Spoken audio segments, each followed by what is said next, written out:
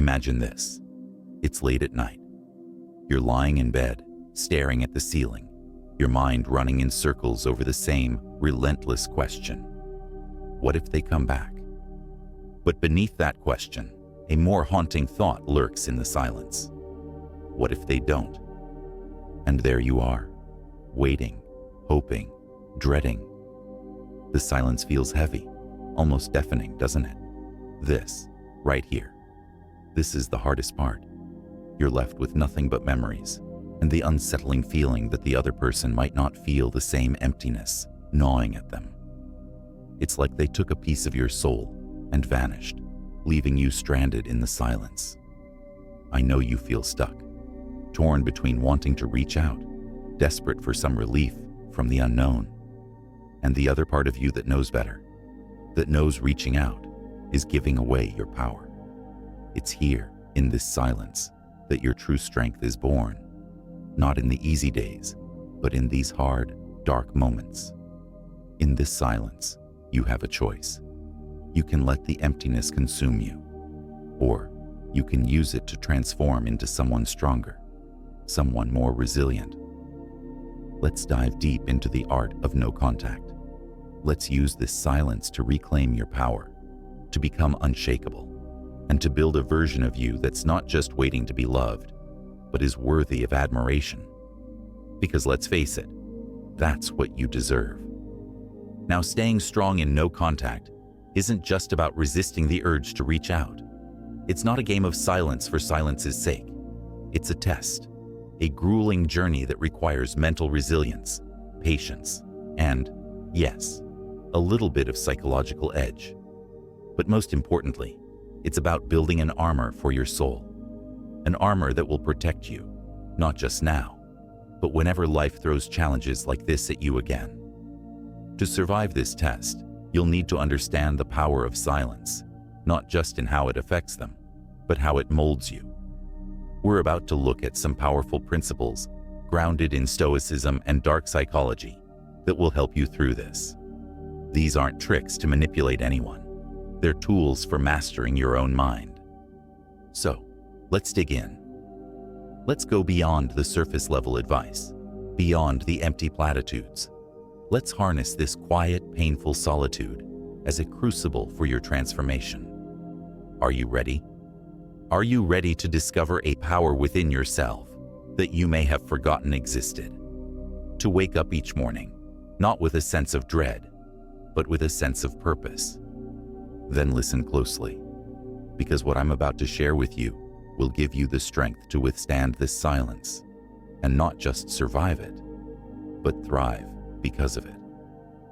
Let's break down the psychology of this no-contact period. What's actually happening beneath the surface? Why is silence so powerful? And why does it feel so intense, so unbearable for both people involved? You see, when we cut contact, it creates a void, a blank space that the human mind is wired to fill. Our minds crave closure, answers, and certainty. And when we don't get it, we go searching for it in any way possible. This lack of contact becomes a psychological trap, a maze of what-ifs that both parties begin to wander through, often without even realizing it. Why didn't they reach out? Do they even care? These questions don't just visit you, they begin to haunt you. And here's the key. This sense of mystery is powerful. Silence holds a kind of psychological grip because it leaves so much to the imagination. Both you and the other person are left in a state of uncertainty, and uncertainty is, strangely enough, magnetic. It keeps people hooked. By staying silent, you're creating a powerful psychological phenomenon known as intermittent reinforcement. This is where the other person starts to think of you in fragmented, unpredictable moments. They don't have constant access to you anymore. They can't predict your actions, and in that unpredictability, your presence becomes, ironically, even stronger in their mind. But there's more. In psychology, there's a term called cognitive dissonance. When we want something but can't have it, our minds struggle to reconcile the difference between what we desire and what's actually happening. And in no contact, you create that dissonance. You're forcing them to question why they can't just reach out, or why you're not available anymore. It becomes a puzzle, a curiosity that grows and nags at them. Now, it's natural to wonder, if they miss me, why haven't they reached out? But consider this, a person might feel the effects of no contact, even without consciously realizing it. Their mind starts associating you with mystery, perhaps even longing, but that doesn't necessarily mean they'll act on it right away. The desire lingers in the background, subtle yet persistent. So here you are, in this silence, thinking it's only hurting you. But the truth? That silence has its claws in them too. And here's something crucial to understand. In this period, it's not just about what they feel, it's about what you're becoming. No contact is, in a way, a psychological cleanse. You're stepping out of an emotional dependency and entering a phase of emotional independence. It's like stripping yourself of an addiction, no longer feeding on constant validation or attention. Yes, it's painful. It's supposed to be. But pain is a powerful teacher, and in the silence, you're learning more about yourself than you could in any conversation. This space of quiet is where true self-discovery happens, because it's only when the noise fades, when the conversations, the texts, the back and forth all disappear, that you're left alone with your own thoughts. And at first, that might feel unbearable. But over time, you'll come to see it differently. This solitude will become your training ground. It will reveal your fears, your insecurities, but also your strengths, your courage, and your untapped resilience. Now, let's think about the other person's experience for a moment. You've gone silent. They don't know where you are emotionally, and they're left to wonder. Humans have an uncanny ability to become fixated on things they don't understand. And by staying quiet, by not giving them answers, you're actually placing yourself in a powerful position in their mind. You've become an enigma, and enigmas are unforgettable. It's worth noting, too, that in this period, your silence may provoke a range of emotions in them. Confusion, irritation, even a kind of frustration. And yes, they might convince themselves they're over it, or even that they don't care. But the truth is that silence doesn't fade easily. It lingers. It creates an itch in the back of their mind that over time becomes harder to ignore. The power of no contact is not in trying to hurt anyone or play games. It's in letting the silence do the work that words can't. It's in allowing both of you to sit with the absence, to confront the raw truth without distractions, without a way to sugarcoat it. And right now, you might think that they're moving on, that they're not feeling the effects like you are. But silence works in mysterious ways. Often, its impact is slow but steady, leaving a lasting impression that words rarely can. So here's what I want you to do. I want you to trust the process. Trust that this no-contact period isn't just affecting them. It's reshaping you. It's giving you a chance to reclaim your power, your independence, and most importantly, it's preparing you to see yourself in a new light. Not as someone waiting, but as someone worth waiting for. Because in this silence, you're growing. You're shedding old patterns, learning to be whole again, and building resilience that will serve you far beyond this relationship. Now, let's talk about strength. The kind that doesn't come from the outside, but from deep within you. Strength rooted in your character, in your resilience. Stoic philosophy teaches us to endure, to be unmoved by external events that are beyond our control. And right now, that's exactly what you're being called to do. The Stoics believed that the only things we truly have control over are our own thoughts, our own actions, and our own responses. Everything else, it's out of our hands. And in this period of no contact, you'll need to hold on to this truth as if it's your lifeline. Because, let's face it, you don't have control over their thoughts, their actions, or whether they'll reach out. But you do have control over you. You have control over how you show up for yourself in this moment. Let's start with the Stoic principle of amor fati, or love of fate. Amor fati is the idea that everything that happens to us, every joy, every pain, every silence, is part of our path. It's meant to be embraced, not resisted. Imagine viewing this no-contact period, not as a curse or punishment, but as a necessary part of your journey, a part that is forging you, making you stronger. Amor fati asks us to stop fighting reality, to stop wishing things were different, and instead to say, yes, this is what's happening, and I will find a way to make it serve me. Think about that. What if, instead of resisting the silence, instead of obsessing over what you don't have right now, you embraced this as part of your fate?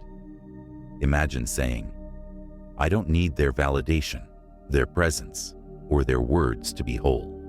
This period is here to teach me something, and I choose to love it, even the pain of it. Next, let's consider the Stoic idea of indifference to externals. The Stoics teach that things outside of our control, like other people's actions, are externals. They're things we cannot change, so they don't deserve the power to disturb our peace. Right now, the thoughts that plague you, the urge to check your phone or scan social media for any sign of them, those are all externals.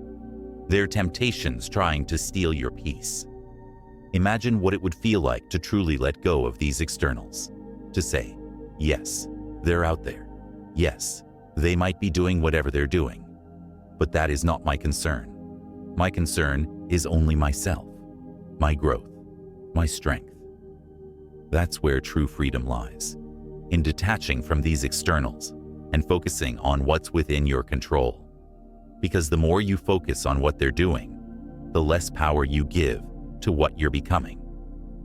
There's a strength in Stoicism that few understand, because it doesn't come from forcing others to act a certain way. It comes from knowing, deep down, that nothing they do or say can truly disturb your inner peace unless you allow it. You are choosing now to hold on to your power, to focus inward, to cultivate resilience rather than grasp at something that isn't meant for you to control. Let's talk about resilience for a moment. Stoicism teaches us that resilience isn't about denying our feelings. No, it's about acknowledging them, understanding them, but then letting them pass through us. It's about not letting them control us. Right now, the feelings you have, the sadness, the frustration, maybe even the anger, they're real, and it's okay to feel them. The Stoics would say, don't resist these feelings. Observe them. Feel them fully, but don't let them define you. They are temporary. They will fade if you let them. Picture each emotion as a wave passing through you. Instead of fighting against it, let it move over you. Let it flow, knowing that each wave eventually dissolves. This is resilience. Standing tall in the storm, knowing that no feeling, no matter how powerful, can overwhelm you forever. Another crucial Stoic principle that will serve you well here is the dichotomy of control. In no contact, this concept is essential. The dichotomy of control tells us that there are things we can control and things we cannot. Your power lies in focusing entirely on what you can control and letting go of what you can't. Think about it.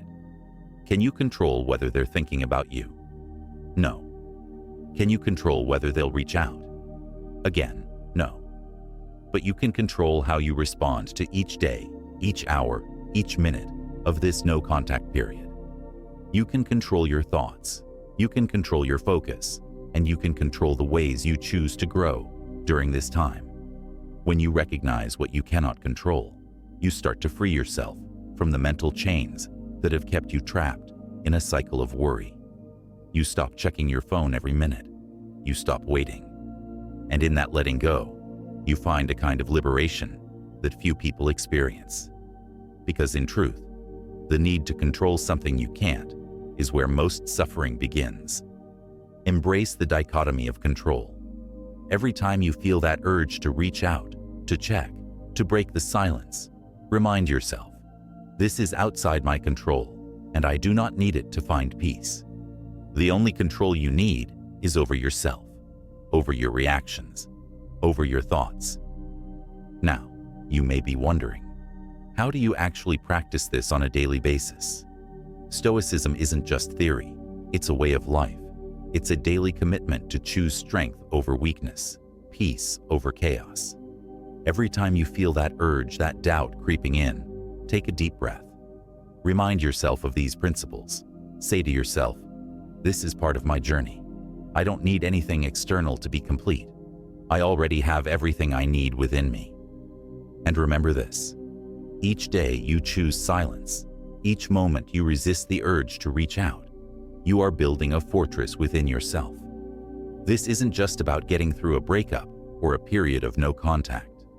This is about becoming the kind of person who can weather any storm, who doesn't break at the first sign of discomfort. The Stoics believed that every hardship, every challenge, is an opportunity to grow stronger. And this no-contact period is your chance. Not to win someone back, not to prove a point, but to transform. To become someone who can stand alone, who doesn't need anyone to complete them. Because, in the end, true power isn't about controlling anyone else's actions. True power is about controlling yourself. It's about being able to look at this silence, this waiting, and saying, "I can endure this, and I can come out of it better than before." So far, we've explored the power of silence and how Stoic principles can transform this no-contact period into a journey of resilience. Now, let's go deeper. Let's get into the darker, sharper edges of psychology, the techniques that will give you an edge not only over the situation, but over your own mind. Dark psychology is often misunderstood. It's not about manipulation or controlling others. Instead, it's about understanding the human psyche deeply enough to gain power over your emotions and reactions. It's about mastering your mind, fortifying yourself against weakness and uncertainty, and, in doing so, protecting your inner peace. Let's start with emotional detachment. Emotional detachment doesn't mean you stop feeling. It means you learn to separate your emotions from your actions. When we're in the grip of strong emotions, especially the kind that no contact stirs up, our first impulse is often to act, to reach out, to seek relief from the tension. But true strength lies in resisting that impulse. Imagine you are standing on the edge of a cliff. Below you is a storm of emotion, anger, sadness, maybe even obsession. Emotional detachment is stepping back from that edge. It's saying, "I see these emotions, I acknowledge them, but I will not let them control my actions." Emotions are temporary, actions have consequences, and by choosing to detach, you reclaim control over your responses, no longer a puppet to your own emotions. Here's a powerful technique. Reframe your perspective. Instead of seeing this no-contact period as something that's happening to you, see it as something you're choosing to experience. You're not just a passive participant in this silence. No, you are the one choosing it. This subtle shift in mindset puts you back in control. You're not waiting for them to respond or to feel something. You're choosing silence as a way to build your own strength.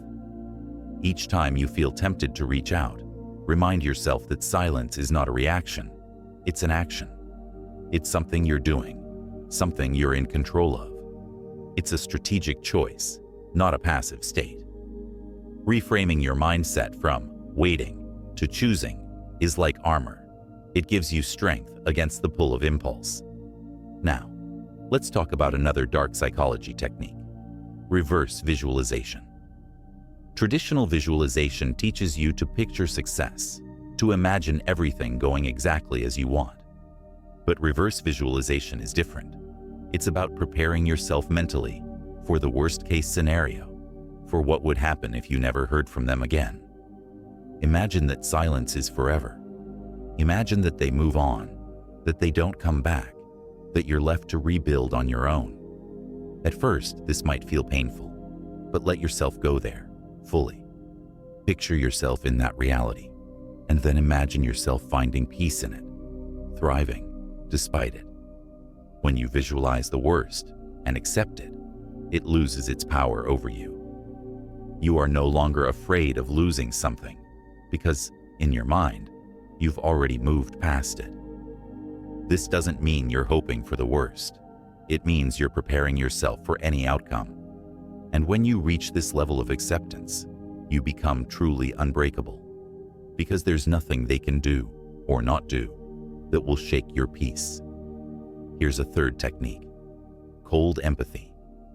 This isn't about sympathy or understanding them from a place of emotion.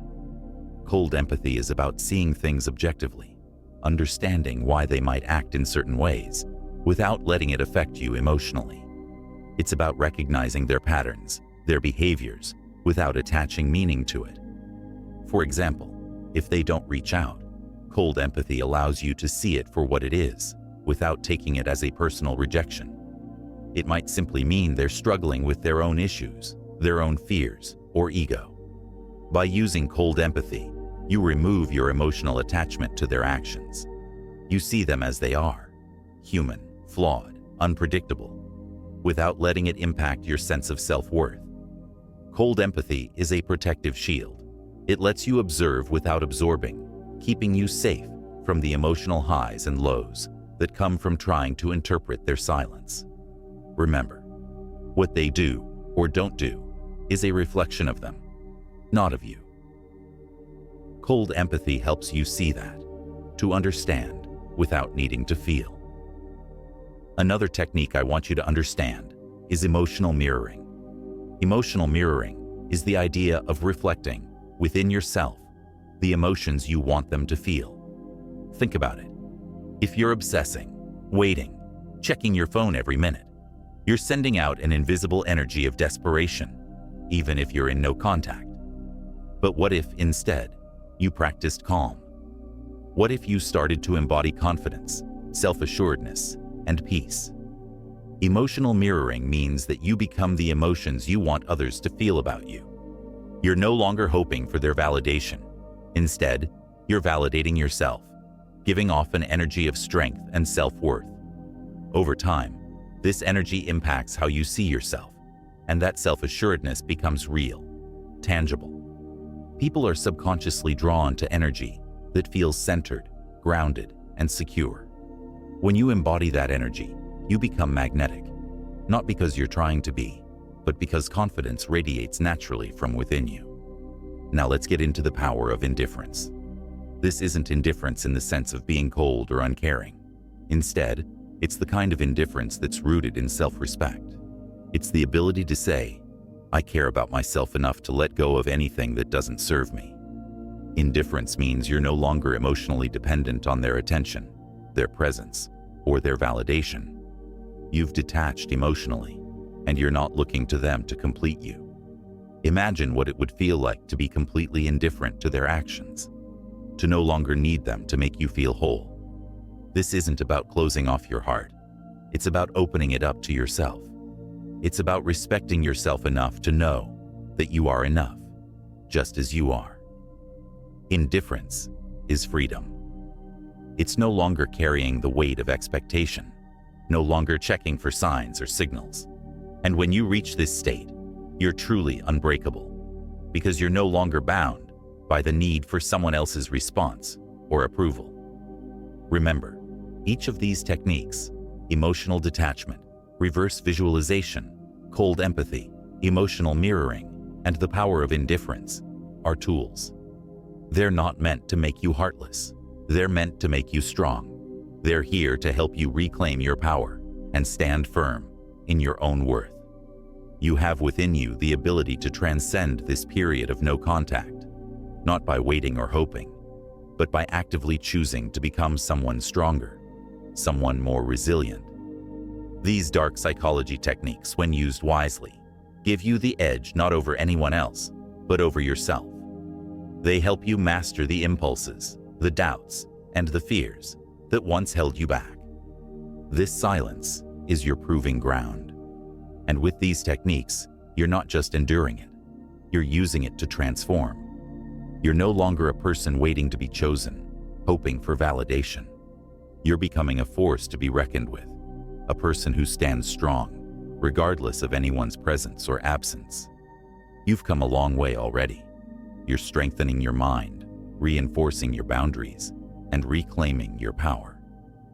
Now, it's time to channel all that inner strength into mindfulness and reflection. These exercises will help you turn your attention inward, to understand yourself on a deeper level, and to connect with your own mind and spirit in ways you may not have before. In a period of no contact, your mind is often flooded with thoughts, some wanted, some not. Mindfulness allows you to observe these thoughts without judgment, to see them, acknowledge them, and let them go without letting them take control. Let's start with mindful observation. Each day, set aside 5 to 10 minutes where you can sit quietly and let your thoughts arise naturally. Don't try to force them away, and don't cling to them. Instead, picture each thought as a cloud passing in the sky. Some clouds are dark, heavy, and full of emotion. Others are light, almost transparent. But all of them, eventually, pass by.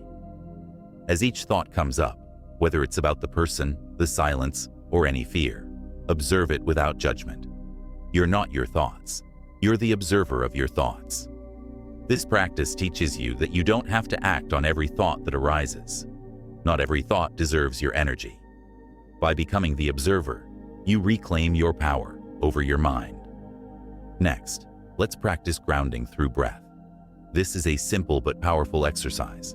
When you feel anxiety creeping in, or when that urge to reach out becomes overwhelming, pause.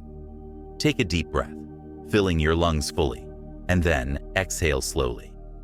Focus on the sensation of your breath, the coolness as it enters your nostrils, the warmth as it leaves. Breathing exercises like this anchor you in the present moment. They remind you that no matter what's going on in your mind, your breath is always there, grounding you, bringing you back to yourself. Each time you feel the pull of impulse, return to your breath. It's a safe space within you, a reminder that you are always in control. Now, let's go deeper with self-reflective journaling. Each evening, take 10 to 15 minutes to journal about your feelings. Write about the day, about any moments of temptation, or any breakthroughs. Be honest with yourself, but don't judge yourself. This is a space for your raw thoughts, your fears, your hopes. Start by asking yourself these questions. What did I learn about myself today? Where did I feel the most challenged? What did I discover about my own strength? By putting your thoughts on paper, you're not only releasing them from your mind, but you're also creating a record of your journey. Over time, you'll see the growth, the progress, and the transformation you're undergoing. There's something powerful about seeing your own resilience documented in writing. Each entry is a testament to your strength, and on days when you feel weak, you can look back and remind yourself of how far you've come, of the battles you've already fought and won. Let's move to a powerful visualization exercise, future self-visualization. This isn't about focusing on the past or even the present. It's about looking forward. Close your eyes and imagine yourself 6 months from now. Picture yourself standing tall, self-assured, radiating confidence. See yourself as someone who has fully embraced their worth, someone who is no longer waiting for anyone to validate them. Visualize every detail, how you feel, how you carry yourself, the peace that emanates from within you. This future self doesn't look back with regret or longing.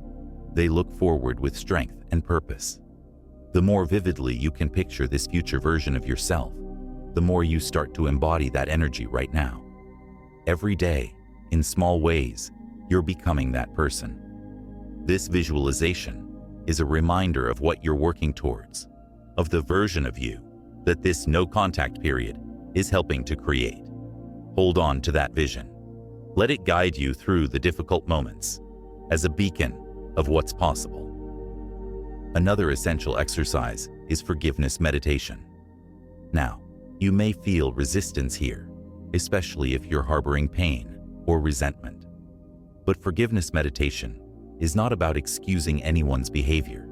It's about releasing yourself from the weight of carrying anger, or regret. This practice is a gift to yourself, a way to free yourself from the chains of the past. Sit comfortably and bring to mind any lingering pain, any feelings of resentment or hurt.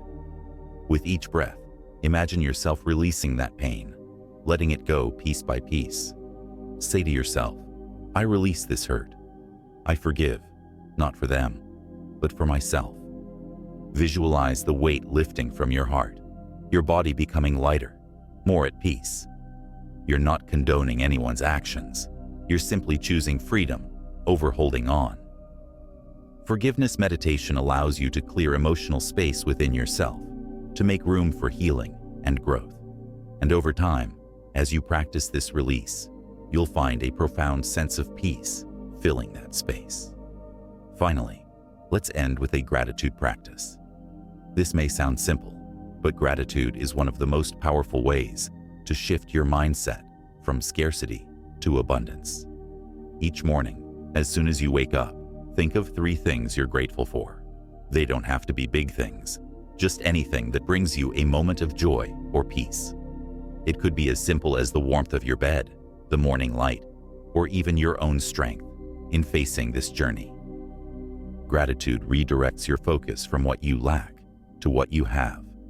It reminds you that even in times of challenge, there is beauty, there is strength, and there is resilience within you. The more you practice gratitude, the more you start to see your own life in a new light. You realize that you're not missing anything, that everything you need is already within you.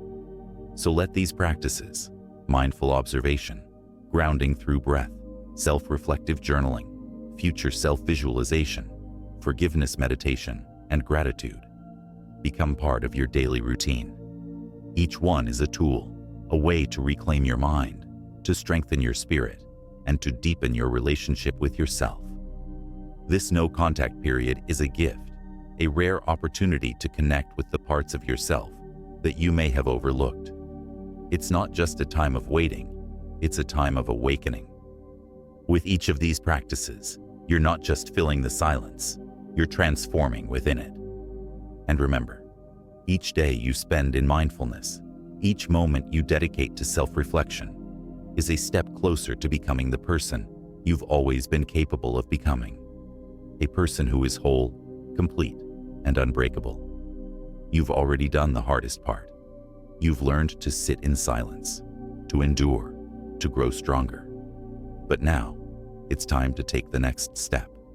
This is about reclaiming your self-worth, rediscovering who you are without anyone else's influence, and building an identity that is resilient, powerful, and fully yours.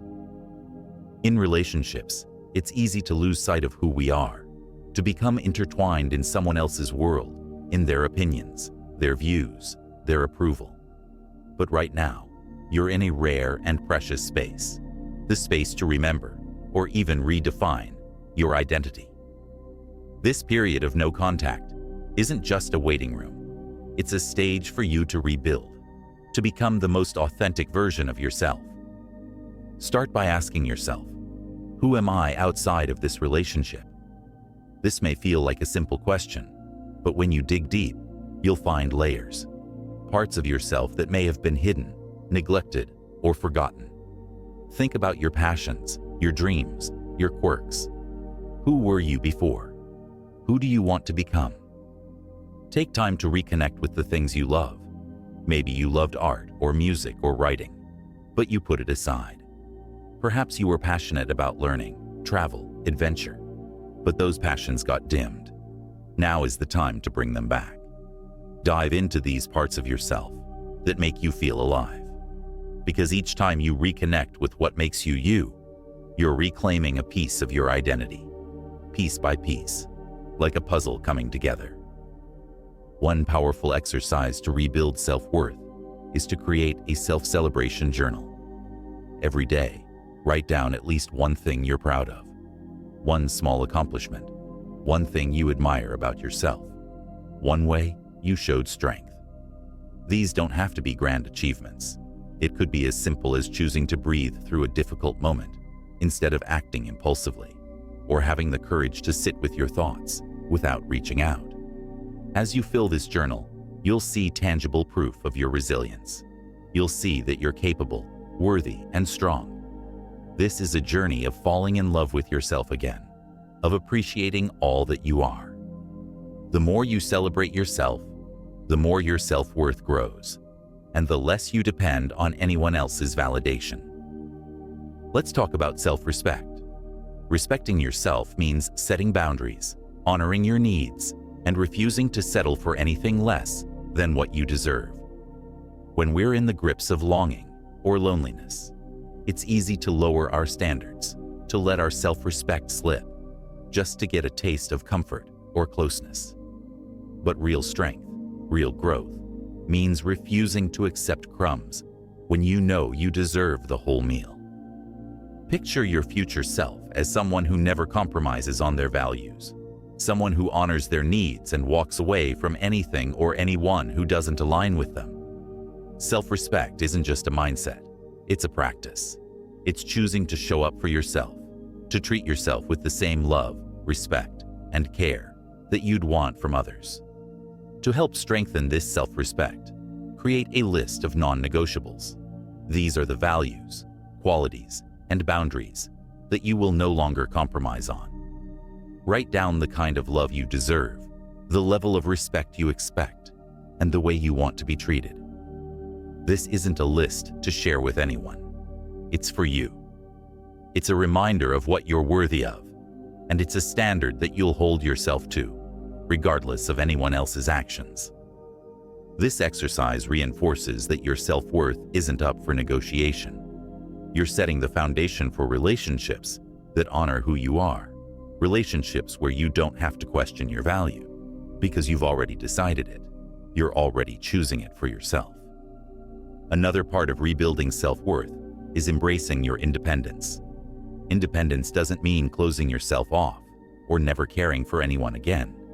It's about realizing that you are enough, all on your own. You're capable of finding joy, peace, and fulfillment within yourself. You don't need someone else to complete you, because you are already whole. Think of independence as a kind of armor, a way to protect your peace, your happiness, from anyone who might come and go in your life. Independence is knowing that your worth, your value, doesn't fluctuate based on someone else's presence. You are valuable simply because you exist. The more you embrace this truth, the more powerful, the more grounded you become. Here's an exercise to reinforce your independence. Make a list of things that bring you joy, things that fill you with a sense of peace or excitement, things that have nothing to do with anyone else. It could be hobbies, activities, dreams, or simple pleasures. Commit to doing at least one of these things each day, as a reminder that your happiness isn't dependent on anyone's presence or absence. You're creating a life that is rich and fulfilling, no matter who walks in or out of it. You're building a sanctuary within yourself, a place that no one can touch, a place that is yours alone. This is your foundation. It's what will carry you through any storm, any silence, any challenge. Let's talk about self-acceptance. Self-acceptance means embracing all parts of yourself, the light and the dark, the strong and the vulnerable. It means knowing that you are enough exactly as you are. You don't need to change, hide, or prove yourself to be worthy of love. You already are. When we struggle with self-worth, we often feel the need to change, to mold ourselves into something better, something more lovable. But true self-worth isn't about changing yourself. It's about loving yourself exactly as you are. Self-acceptance is looking at yourself, flaws and all, and saying, I am enough. It's knowing that you deserve love, respect, and happiness, simply because you are here. Practice self-acceptance by doing mirror affirmations. Each morning, stand in front of a mirror, look into your own eyes, and say something kind to yourself. It might feel awkward at first, but this practice builds self-compassion. Say, I am enough, I am worthy, I am proud of who I am. Over time, these affirmations start to sink in. You start to believe them, and they become a part of who you are. Lastly, let's talk about embracing a new identity. Think about who you want to become, not just in the context of this relationship, but in your life as a whole. Picture yourself as someone who is powerful, confident, and independent. Someone who knows their worth and doesn't compromise it for anyone. Write down the qualities of this new identity. What does this version of you look like? How do they think, feel, and act? How do they respond to challenges? This is your blueprint, your vision for the person you're growing into. Every day, make choices that align with this new identity. It doesn't have to be grand gestures. Even small actions count. When you choose to respect yourself, when you choose to focus on your growth, you're stepping closer to this new identity. You're becoming this stronger, wiser, more resilient version of yourself, one decision at a time. Remember, rebuilding self-worth and identity isn't about filling a void left by someone else. It's about realizing there was never a void to begin with. It's about seeing that you are whole, that you are complete, and that you are worthy of love and respect from yourself, first and foremost. This journey isn't just about enduring no contact. It's about emerging from it transformed. You're creating a version of yourself that stands on solid ground, a version that doesn't depend on anyone's presence or absence for validation. You are enough, just as you are. And as you walk this path of self-discovery, of rebuilding, of embracing who you are, you're becoming unstoppable. You're no longer a person waiting for love or approval. You're becoming someone who loves and respects themselves deeply, profoundly, and unconditionally. Hold on to this journey. Embrace it fully, because the version of you that's emerging from this is stronger, wiser, and more powerful than you've ever been. You've been through a journey that many people fear, resist, or avoid. But you faced it head on. You chose to use this time of silence not as a period of waiting, but as a space for transformation, for reclaiming your power, and for rebuilding yourself from the inside out. And that takes courage. This no-contact period wasn't just about someone else. It was about you. It was about shedding the layers of dependency, of self-doubt, of fear, and becoming someone who stands solidly on their own 2 feet. Someone who is whole, complete, and unbreakable. Every moment of self-reflection, every exercise, every choice you made, not to reach out, but to go within, it all brought you here, to this new chapter. You are not the person you were when this journey began. You've grown. You've become wiser, more resilient, more self-aware. And now, as you step into this new chapter, you're carrying with you a newfound sense of strength, a deeper sense of self-worth, and an unshakable identity. Moving forward, remember that everything you need is within you. You don't need validation from anyone. You don't need approval or reassurance. You are already enough. You've built a foundation within yourself that no one can take away. This journey taught you that your worth doesn't depend on anyone else's actions. And that's a lesson that will serve you for the rest of your life. Life will always bring challenges, uncertainties, and moments of solitude. But you've proven to yourself that you can handle it. You can walk through the fire and come out stronger, clearer, and more empowered. This period of no contact was your crucible, a test that shaped you into someone who doesn't just survive, but thrives in their own company, in their own strength. So, as you continue forward, hold on to everything you've learned here. Remember the power of silence, the resilience of Stoicism, the mental fortitude of dark psychology. Remember that your self-worth is non-negotiable, that your identity is yours alone, and that you are complete, exactly as you are. You've embraced your past, you've honored your pain, and now you're ready to step into a future that you create on your own terms. A future where you're no longer waiting for anyone to complete you, because you've discovered that you are whole all along. This new chapter isn't just about moving on, it's about moving forward. moving forward as a person who knows their value, who respects themselves deeply, and who embraces life with a sense of purpose, peace, and resilience. Remember, you are a force. You are a person who chose to turn silence into strength, who transformed waiting into growth. And as you step into this new chapter, know that you are walking forward, not as someone who needs, but as someone who chooses themselves. Embrace this new chapter with open arms, with a steady heart, and with an unbreakable spirit. Because this is just the beginning of a life built on strength, on self-respect, and on a love for yourself that no one can take away. Go forward with pride, go forward with peace, and go forward with the quiet, powerful knowing that you are enough, just as you are. Before we wrap up, I want to take a moment to thank you. Thank you for listening, for being here, and for choosing to invest in yourself. This journey hasn't been easy, and it takes real courage to face the silence, to confront your own mind, and to rebuild from within.